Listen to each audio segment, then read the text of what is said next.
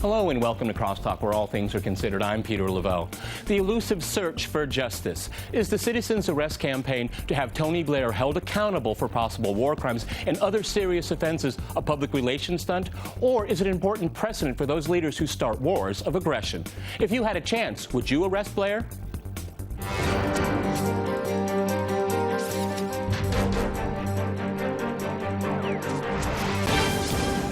To crosstalk whether Tony Blair should be put on trial, I'm joined by Stephen Schlesinger in New York. He is a senior fellow at the Century Foundation and author of the book Act of Creation.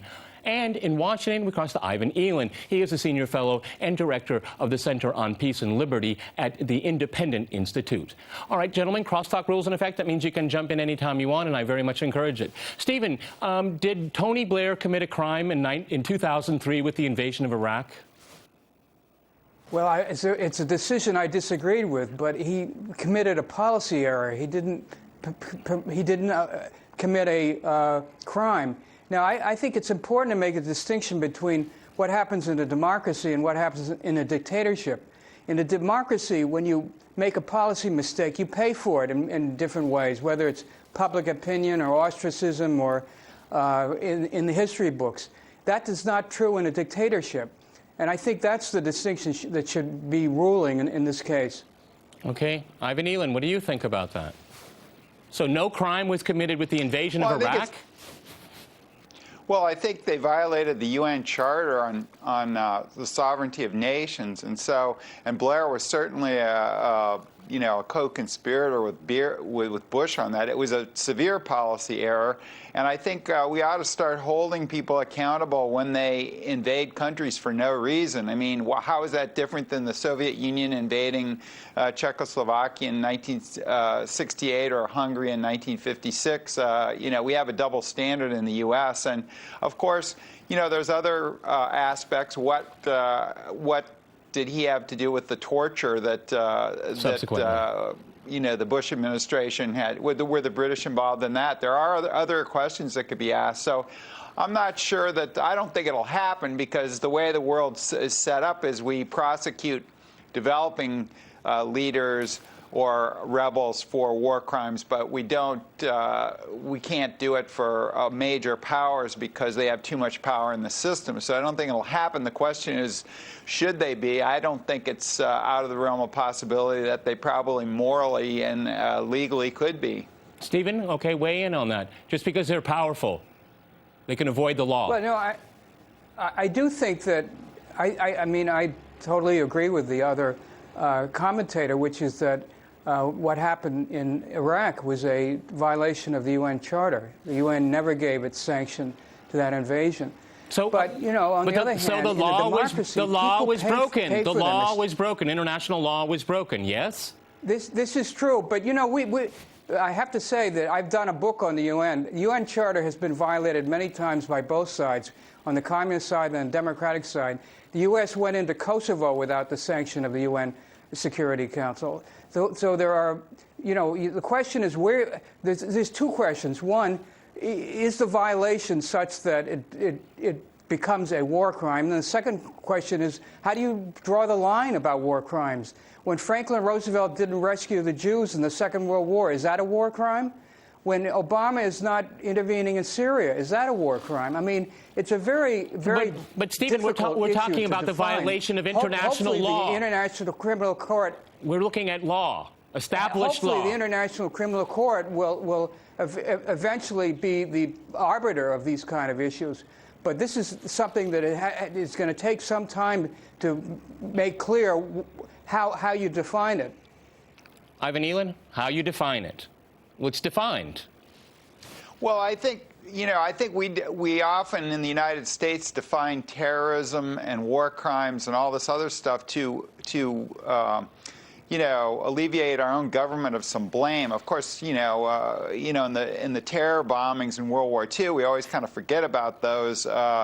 But nations can commit acts of terrorism and, in fact, have killed more people with terrorist acts against civilians than little rebel groups like even Al-Qaeda around. And so I think nation states are not, especially powerful nation states, are never held to these types of things because they're the pillars of the international system. I guess that's what people think. They're just simply too powerful to prosecute. But if you do want to institute an international legal system and you want to have the International Criminal Court as its basis, which of course the United States doesn't, it's supporting it more now behind the scenes, but it hasn't joined and doesn't intend to join it. So it's very difficult to use that forum to get at people. But I mean, George Bush's invasion of Iraq was such a flagrant violation of not only international law but international custom of any. You would define it as aggression if you had an impartial look at it. Almost any person or any country other than the United States, of course, would say it's aggression. And Britain. Right, and Britain as well, right. And Britain was all the way our lackey, if you will, in the whole mess. And so I think and I'm sure you could probably implicate Blair for some of the help with the CIA secret prisons and that sort of thing, although it's not been established. But I mean, the Brits were really close to the U.S. on policy on torture and that sort of thing as well, I think, in Iraq and elsewhere. I think that should be explored. Stephen, jump in. Go ahead. It's important to note that in both cases of Blair and George W. Bush, they've in a sense been ostracized by the public. I mean, George W. Bush couldn't even show up at the last Republican convention. He's so tarnished by what he did in his term in office, particularly in Iraq. Blair has been rejected by his own party. It's not as if these people have not been, in a sense, punished. It's not in a court situation, but in the arena of public opinion. Now, it is. You are right, though, to point out that power realities do play a role in this kind of world arena. When the UN was set up in 1945, 5 countries were given the veto power. Now, none of the rest of the members of the UN have that veto power. Now, why were they given that veto power in 1945? Because they were considered the most powerful countries on Earth at that time.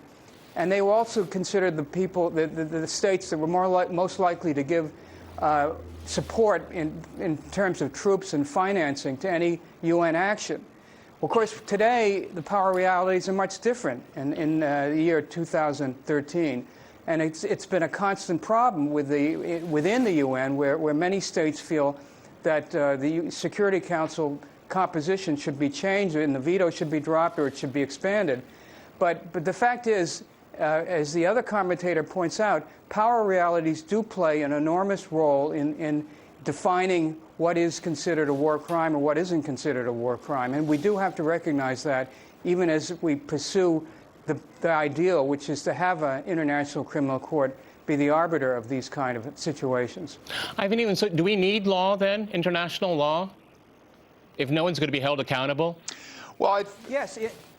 Well, I think it would help. The problem that you have with the International Criminal Court is in a situation in Assad, a hot conflict, is if these dictators think that they're going to be thrown up before the court and thrown in jail for the rest of their lives, they're going to fight more. So there are downsides to the International Court, but I think there are also upsides. But of course, here's what happened. The Britain and the U.S.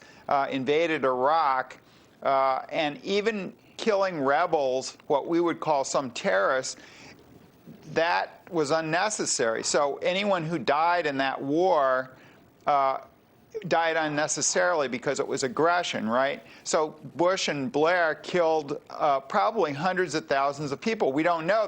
They didn't bother to keep track of how many civilians were killed or Iraqis were killed in that war. And so, you call it a war crime, you call it aggression, whatever you call it. You have Milosevic in the dock for killing far fewer people.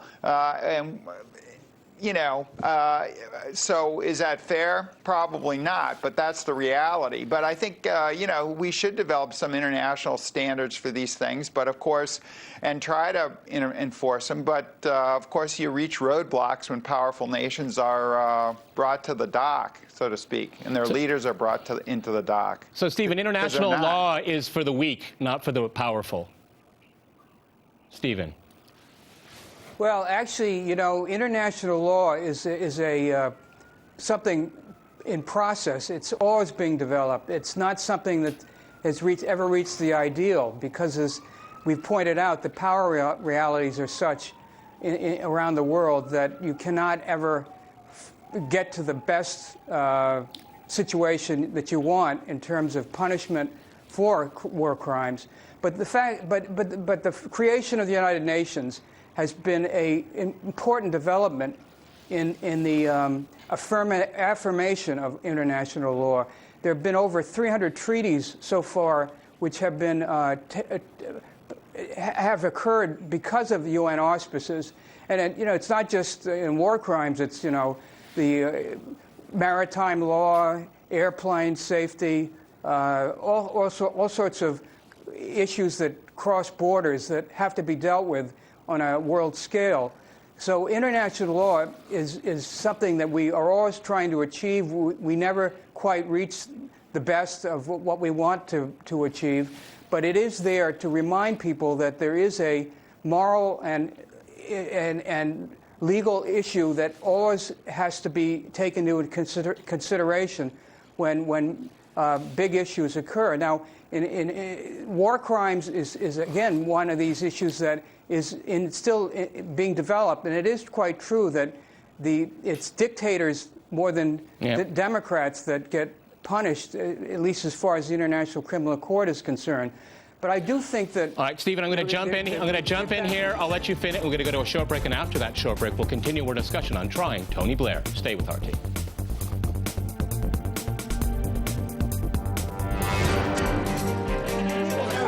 I'm I love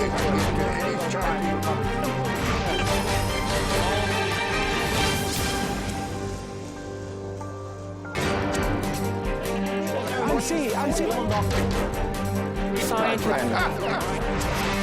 I love it.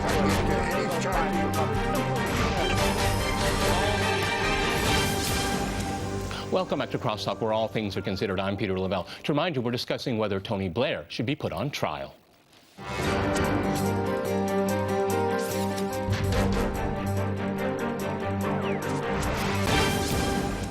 Ivan, do you think Tony Blair will ever face any consequences, legal consequences for what he did? I would say probably not, given the current power realities. And I think that it's very interesting. Another example of this power reality is simply the movement to get Blair instead of Bush. I mean, certainly Britain is on the Security Council and has nuclear weapons and that sort of thing, but it's a medium power nowadays, and the U.S. is a superpower.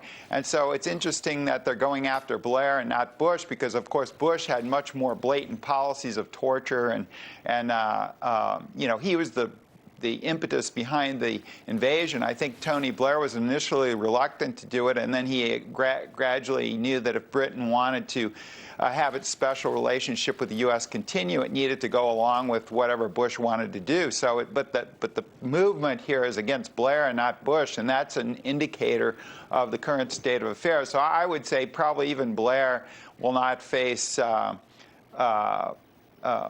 prosecution, simply because he's perceived as being a leader of a democratic country, or he was a leader of a democratic country, as opposed to a dictator. But the problem that we have in international affairs is that sometimes autocracies are not aggressive, and sometimes democracies are very aggressive. The British, French empires, the U.S. informal empire that it has now. I'd say the U.S. is probably the most aggressive country in the world, including the Soviet Union after World War II. If you look at the data, I don't think there's any question about the amount of military intervention that's gone on. So, but as we've been saying, these countries are powerful. They're perceived as being democratic leaders, which makes them seem more benevolent somehow when their external behavior may not be. Stephen, would you like to reply to that? That's very interesting. Yeah, well, actually, if you're making the point about the U.S. being aggressive after 1945, if you look back at history, the U.S. was incredibly aggressive before 1945. It was intervening all over Latin America for a century, and of course there was no rules or regulations at that time, so nobody. But there are rules and US regulations today. Standard during that period. It is different today. But since 1945, since the creation of the United Nations and since the formulation of all sorts of treaties, no, I think there's no question today that there are standards that countries have to abide by. And frankly, one of the reasons that a country would want to abide by them is that in order to be a member of an organization like the United Nations, there are standards that they have to meet to be a regular participant in that place. Now, of course, it's very unlikely that a country will be ousted from the UN. It's really never happened, except with South Africa. But on the other hand, the moral persuasion of an international body like the UN can have a terrific impact, as well as international law, terrific impact on decision-making in countries, whether they're democracies or dictatorships. And I will say one last point.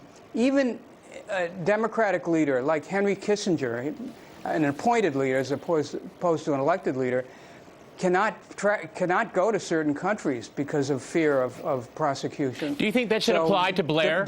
Should that apply to Blair, in your opinion, Stephen?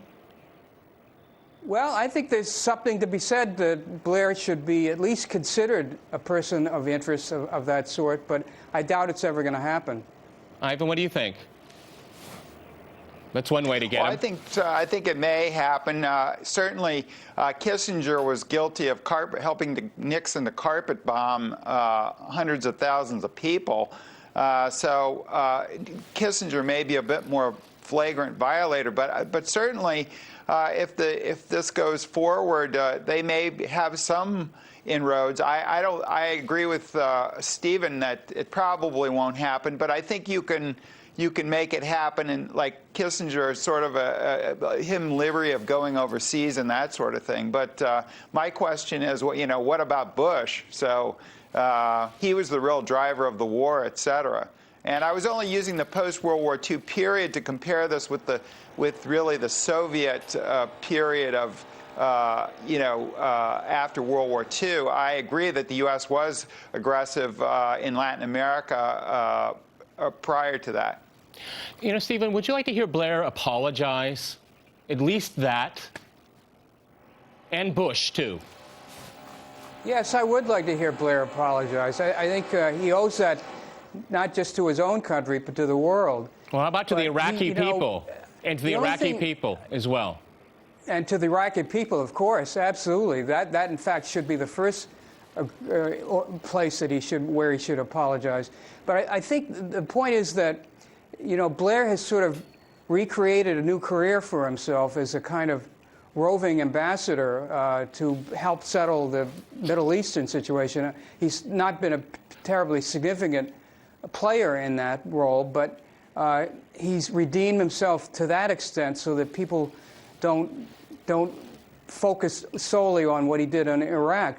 It is interesting that people do have careers after abysmal failures in their past, and it's something that I kind of regret in Blair's role, because I think he did not pay for what he did, and I do think that by going along with Bush as he did, he really dragged the British people into an affair that they will regret for many years to come. Ivan, redemption. Any redemption for Bush? Blair? Well, I think Stephen is right in the fact that that's probably going to help Blair maybe avoid this, because, people popular opinion around the world and does matter in these affairs. It's not really supposed to. The facts are supposed to matter. But I think people's image or whatever, and I think Blair is attempting to clean up his image and have some redemption, at least in the public mind, for this. So, whereas Bush is sitting at his ranch, staying out of sight, Blair is actively, becoming a peacemaker. So we look back at Teddy Roosevelt. He was always very belligerent in rhetoric and manner, but, he helped end the 1905 war between Russia and Japan. And so that kind of softened his image. And I think we're not talking about Teddy Roosevelt being on trial for war crimes, but I think that sort of thing does help your image, and it probably will help Blair avoid these things. Stephen, have we learned anything? These two gentlemen? Well, we've learned that democracies can make mistakes. We can elect leaders. Yeah, but do democracies pay the price? Do they pay the price? Do they pay the price? Certainly they pay the price. The U.S. society has paid an enormous price for what Bush did. Well, what about the political class? It was not what only about on the the level political of, class? Have they paid? Yeah. Well, the political class paid it too. I mean, Bush not only destroyed the U.S. in terms of these wars that he fought in Iraq and earlier in Afghanistan, but also in terms of the U.S. economy. And as a result of his incredible errors, we have just gone through the worst recession since the Great Depression. So, yes, democratic societies do pay for the mistakes of their leaders. Ivan Elan, what do you think? Well, I think Obama can't be exempted from blame here. He came in and he just kind of swept all the Bush era under the rug with the torture, with the Iraq War. He just wanted to put that all in the past because he didn't want it to interfere with his agenda. But to me, in a democracy and a republic, as we're supposed to have, it's vitally important when somebody flagrantly violates international law as well as domestic laws against torture and other things, and unconstitutional wars. You really need to look into it. And I think that, Obama kind of swept that under the rug because I think he's afraid of somebody doing that to him. The next Republicans will get at him, if they get into office next. And I think that's the way it works in democracy. There's sort of a collusion between the two parties. Well, we're not going to dredge up your old skeletons if you don't do it to us. So I think that was terrible. And I think we would have found out more about Tony Blair's role had Obama looked into the Bush thing, because Tony Blair was Bush's sidekick through the whole thing. Stephen, what do you think about that? That's interesting. Well, I agree. I think that's a blemish on Obama's record, that he did not open an investigation of what happened on the torture issue. Fortunately, we do have a free press, and they've done a lot of investigation on their own and brought out a lot of these details that otherwise would have been buried. And I think that's the one saving grace in a democracy, that you do have a kind of investigative capacity, not just, by the way, in the press, but also in Congress, to reopen old wounds and find out what happened to cause them. And I think that certainly the country has learned that the Bush administration did permit torture to go on. And the reputations of people like Cheney and Rumsfeld have been incredibly blackened by what happened, as well as, of course, George W. Bush. So there is some redeeming value in a free-wheeling democracy that this stuff comes out. It's unfortunate that in the case of Obama, we did not learn more of the details in a kind of investigation which was sponsored by the government itself. But listen, more stuff will probably come out. And, I bet. Yep. At least we do know what happened pretty much to detail. All right, gentlemen, fascinating discussion. Many thanks to my guests in Washington and in New York. And thanks to our viewers for watching us here at RT. See you next time. And remember, crosstalk rules.